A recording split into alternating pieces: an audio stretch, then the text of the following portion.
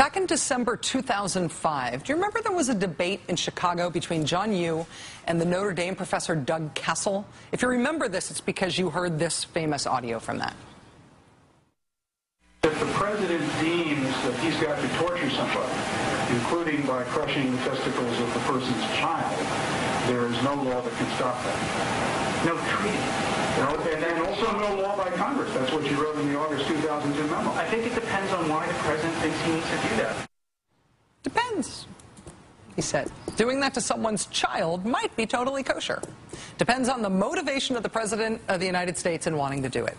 That is the lawyer the Bush administration called on to write legal opinions that said it wasn't illegal to torture anymore. In the Justice Department report on what John Yoo did, he's also quoted as saying this under questioning. Question: what about ordering a village of resistance to be massacred? Is that a power that the president could legally?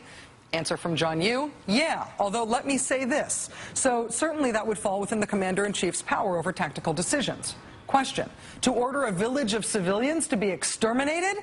Answer from John Yoo: sure, why not? Law schma, I'm John Yoo, and whatever you want me to okay, I'll okay. Massacring villages full of civilians? Crushing the testicles of a child in front of his parents to get the parents to talk? Yeah, that's America. John Yoo and Jay Bybee, who was John Yoo's boss and is now a federal judge, are basically home free now. This Justice Department report says they shouldn't be disbarred or have any other action taken against them for writing and signing off on these declarations that torture was legal. Meanwhile, today, what federal officials call one of the most serious terrorism threats to the United States since 9/11 ended with a guilty plea in a civilian court of a sworn terrorist who was arrested as a criminal, read his rights, given access to a lawyer, and who cooperated with authorities while he was questioned legally without being tortured. Najibullah Zazi's case has already led to charges against his father, his uncle, 2 friends of his, and a New York imam. And now he will do time, likely a life sentence, in an American prison.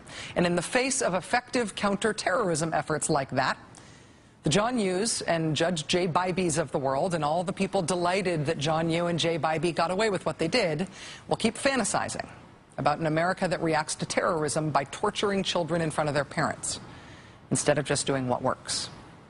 We're joined now by Michael Isikoff, investigative correspondent with Newsweek magazine, also an MSNBC contributor. Mr. Isikoff, thanks very much for your time. Good evening, Rachel. Did we learn anything new from the OPR report about what was actually done to prisoners?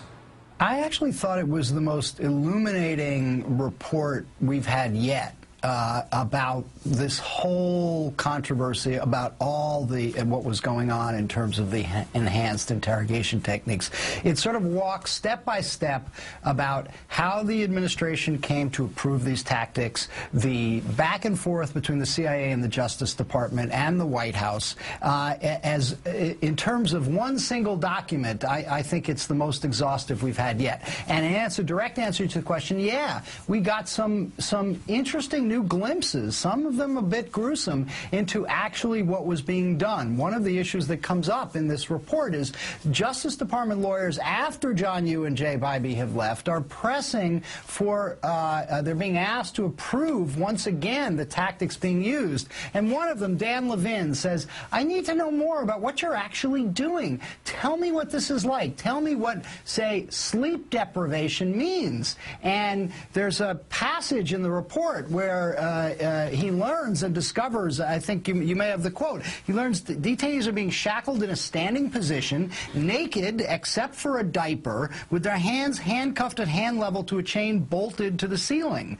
In some cases, a prisoner's hands would be shackled above the head for more than 2 hours at a time. In other cases, a prisoner would be shackled in a seated position to a small stool so that they had to stay awake to keep his balance. Now, we've heard the description sleep deprivation before. We haven't had that kind of vivid word picture. And I think if you take through all the techniques being used, it does raise, once again, some serious questions.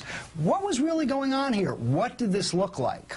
Former Vice President Cheney has repeatedly said that a specific CIA memo that he saw proved that waterboarding was an effective interrogation technique, and he said that he wanted that memo unclassified. You wrote this weekend, though, that even though that memo has not been released, because of the OPR report, we now essentially know what was in it?